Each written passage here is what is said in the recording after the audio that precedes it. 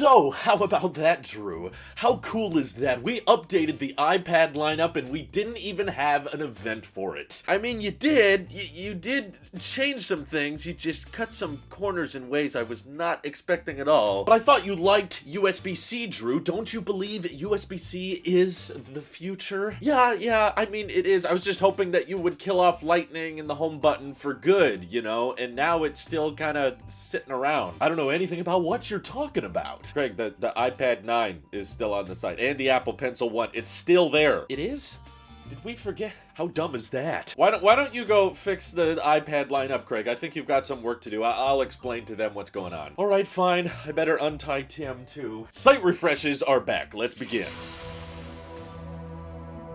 So there was 3 major announcements from Apple today, and they're all kind of weird. There's little things we got right and wrong along the way, which is always how it feels with Apple. There's certain leaks that are like, oh yeah, of course that was gonna happen, and other leaks that were like, what the heck were we thinking in the first place? So let's just go in order of how Apple announced it, shall we? There's a new Apple TV. That was not really something we were completely thinking about today because Tim Cook was teasing the take notes and everything. But the new Apple TV actually has an A15 chip and a lower starting price, which is nice. $129, and now by default ships with 64 gigs of storage. However, one change they made is the base storage option for the Apple TV only has Wi-Fi. There is no Ethernet port on the back anymore, unless you opt for the crazy 128 gigabyte Apple TV. Who the heck is storing stuff on their Apple TV? I don't get that, but the more expensive, higher end Apple TV 4K, still with the same A15 chip, will have Ethernet for those who want the faster networking capability. But honestly, I could see a lot of people opting for that option because it's pretty dang cheap. It's only $150 to get the one with Ethernet plus the 128 gigs of storage, which is like bizarre to see Apple cutting prices and making hardware better, especially in the inflationary environment we're in right now. The US dollar is weakening, and yet Apple's dropping prices on the Apple TV lineup. But that's not my favorite part. My 2 favorite things about the Apple TV refresh is, for one, they finally frickin' got rid of the Apple TV HD, that stupid one that didn't even have 4K that they were charging $150 for. That one, as far as I can tell, has been removed from the Apple Store app. It's not there anymore other than certified refurbished. So I'm glad that all Apple TVs now ship with the A15 chip and have 4K compatibility. But on top of that, they switched the Siri remote. They literally fixed my only and one issue with that remote, which is that it still had the Lightning port. Now, you can buy the new Siri remote for only $59 and it has USB-C. The best port ever. And if you weren't convinced that Apple would be switching things to Type-C, I feel like this is a pretty good indicator, right? Like, the EU just passed this law a month ago, and already they're retrofitting out Apple TV accessories that used to have Lightning, now with USB-C. Why didn't they do this with AirPods Pro 2? I don't know. Maybe that's too close to the iPhone, I guess, and they want those 2 products to be synced up in terms of ports, but it's amazing that the Apple TV now doesn't come with any Lightning ports or Lightning accessories. They do say on the website that the new Siri remote does not come with a dedicated USB-C cable, but that's the best part. So many people already have USB-C around, so very grateful for that change. Obviously, the A15 chip being in the Apple TV, I really don't think changes all that much. They say it supports HDR10 plus now, and I guess it'll be better at gaming, but I don't think people are using their Apple TVs for much gaming anyway. It's just a little spec boost that's appreciated. There's not really many other design changes other than the port design on the back is a lot more minimal now. And no, the new Apple TVs still do not come with an HDMI cable, which is a bit of a bummer. I've always thought that was weird, but hey, the fact that the maxed out new Apple TV is the same price as the Apple TV HD, the non-4K one, is a pretty great update. So in my view, it's as if I had redesigned the Apple TV lineup myself. Other than I would like there to be a little TV stick, I guess. But hey, I'm not complaining. We got USB-C on the Siri remote. Yes. But let's talk about the main star of the show, the new iPad. So the biggest thing I think we all got wrong on the M2 iPad Pro is there's really no mention or no discussion about any kind of MagSafe or wireless charging. There's no like MacBook MagSafe. There's no inductive MagSafe like we have on the iPhones. Of course, they did the obvious. They put the M2 chip in there, and the prices didn't change, I guess, which is a nice thing. The 11-inch still $800, the 12.9-inch still $1,100, and the mini LED is still exclusive to the 12.9-inch model. But the new feature that not a lot of people were anticipating was there's now Apple Pencil 2 hovering support. So you can, like, within 12 millimeters hover hover your Apple Pencil over the top of the iPad display, and it gives you a little bubble to let you know, like, hey, you're close to touching the screen with the pencil, and maybe it'll highlight certain objects as you hover over them. It's kind of cool. Probably makes the experience a little bit more immersive, but as far as I can tell from the newsroom post, there is not really any big software changes. They basically just say the M2 chip makes the iPad Pro perform even faster at the existing apps that are already available on iPad. So sorry if you were hoping for Logic,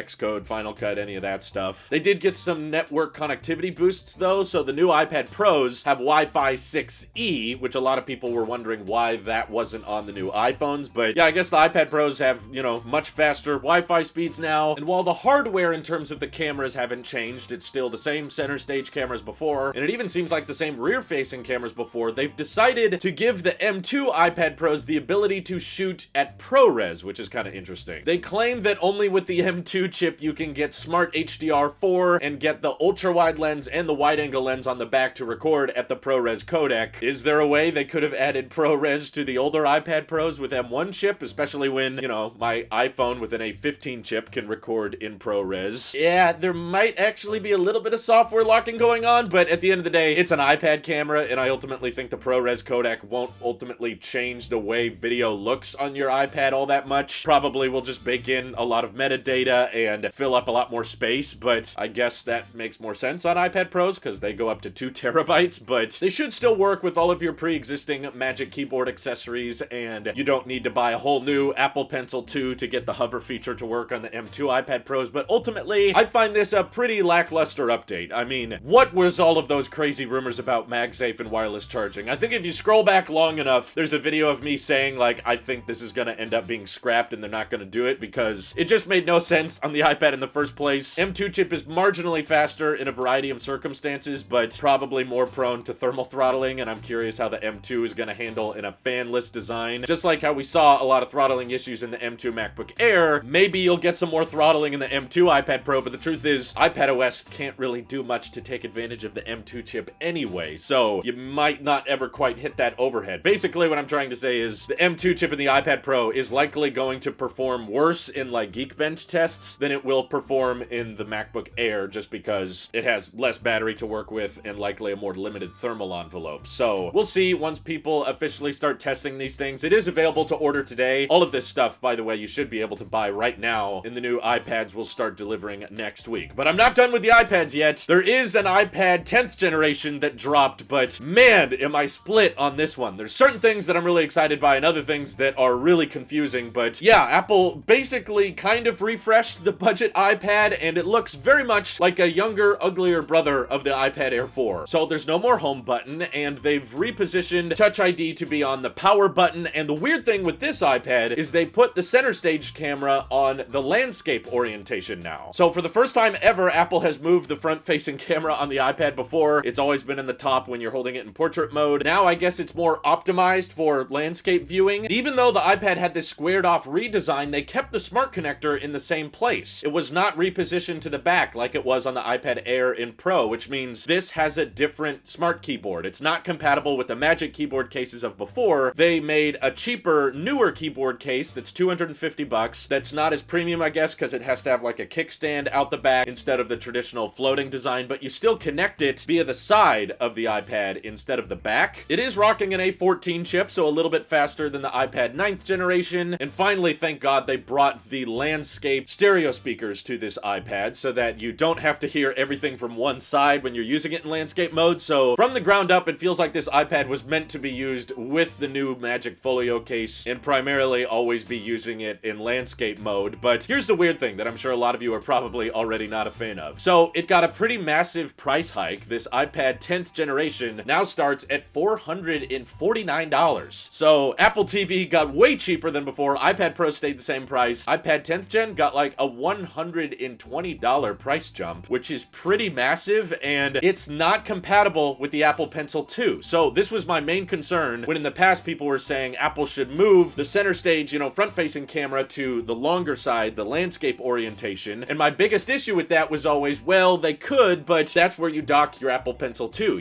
It charges inductively, and that takes up space on the inside of the iPad. So if you move the cameras there, you wouldn't be able to have that magnetic charging attachment, but obviously Apple still still wants to have Apple Pencil support with this iPad, but because it doesn't have that little inductive charging pad anywhere on the chassis, you have to use the Apple Pencil 1 with the iPad 10th gen. And of course, you're probably thinking, but wait, Drew, it still has USB-C. How are you supposed to use Apple Pencil 1? Well, with an adapter. Yeah, that's right. You still have to charge and connect your iPad with the first generation Apple Pencil, and you dock it with this $9 adapter that connects to the Lightning port, converts it into a USB-C port, and then you plug that Apple Pencil 1 into the iPad's USB-C port, and then it can connect. And no, you don't get the hover functionality or anything. The weird thing, in my opinion, is they didn't release like an Apple Pencil 1.5 that has USB-C on the other end. No, as far as I can tell, they still just have the regular Lightning supported Apple Pencil 1, and if you just happen to buy the 10th gen iPad, they expect you to spend the extra $9 on an adapter. They make it easy to select during checkout, but this just feels like a very unelegant solution. Like, it's kind of cool, I guess, that the camera's in the landscape orientation, but personally, I would have just preferred straight up Apple Pencil 2 support. It confused the crap out of me when I saw these people using the squared off, 10th generation iPad, but they're still rocking the Apple Pencil 1. So while I was really hopeful that Apple would kill off the Apple TV HD, and they finally killed off Lightning from the Siri remote, that I'm really happy about, but over here, it's like,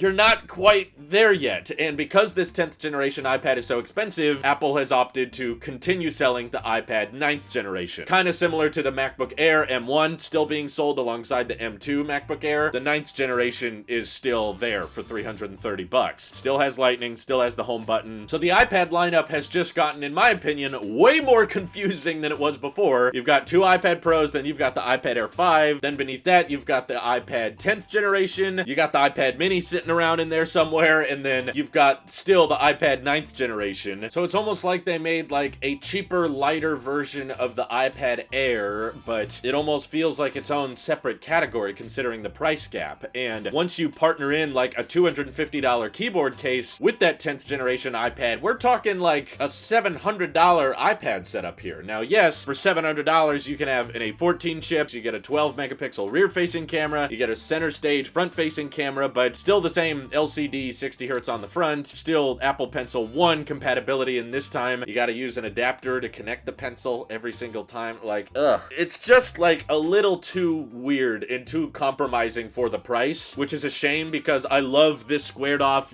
same size bezel iPad design, but it's $150 cheaper than the iPad Air, but missing out on a lot of great features that the iPad Air has to offer. So I'm more tempted to recommend the iPad Air 4, which you can find secondhand or certified refurbished, and it'll probably be around $450 or less, and that will have Magic Keyboard case compatibility. That'll have Apple Pencil 2 compatibility. Same A14 chip on the iPad 10 as the iPad Air 4, so there's no silicon difference. Same size display. I guess the only issue if you go with the iPad Air 4 is there's no center stage camera, there's no 5G, and the front-facing camera is not in the landscape orientation, which, I don't know, is that really a big deal to people? And to top all of this, the 10th generation iPad, even with its huge price hike and missing features like Apple Pencil 2 compatibility, it still doesn't have a laminated display. You have to opt for the iPad Air if you want that display panel to be flush with the glass. I suppose the non-laminated display helps with repairability a bit. Maybe the 10th generation iPad is a decent option if you want to have the full keyboard and trackpad experience, but don't plan on using an Apple Pencil at all. Maybe you're just not into a stylus, because who wants a stylus, right? Maybe, I guess, it's a decent option for that, but really, just go with an iPad Air 4, seriously. Apple's selling them certified refurbished right now for roughly the same price. Much better hardware, in my opinion, much better display, much better accessory support. The Magic Keyboard case, in my view, is better, but I guess the Magic Folio case is a little bit cheaper, although you don't get an extra USB-C port to charge the iPad with. So ultimately, the iPad lineup is just overly distorted, in my opinion, and really needs to be cleaned up. We literally have like 4 different, like 10-inch iPads to choose from. It's going to be pretty confusing when you walk into an Apple store now, and overall, the Apple TV, I think, got the coolest update today. iPad's really uneventful, and if you were hoping for me to review these, or hoping that these new iPads would make me want to try using an iPad again, no, they haven't. I really don't feel very confident in the future of the iPad lineup at at this point. It feels like they will continue just kind of leaving them in the dust, leaving them in the corner and being like, it's an iPad, so we don't have to try very hard. We'll save all the cool stuff for the Mac. And it kind of makes a lot of sense as to why this was a site refresh, because it is not that interesting. But hopefully we get new Mac updates to talk about next week as well. So stay tuned for any and all Mac coverage, as Apple is now back into site refresh mode, which is a little weird. But yeah, I'm not buying anything that they launched today. I'm tempted to get the USB-C Siri remote, but I'm not in a huge rush to replace that just because I've still never charged my Apple TV remote yet. It's charged so sparingly, but I really hope this means all Apple products are slowly going to be making the switch to USB-C. But please, Apple, just get rid of the Apple Pencil 1. And if you can't put the Apple Pencil 2 support on the iPad 10th gen, then make a USB-C Apple Pencil 1 at least. That would be better than this monstrosity that you've come up with today. Let me know all your thoughts on Apple's product launch down in the comments below. This is your Apple Sheep here, and I'll see you all in the next one.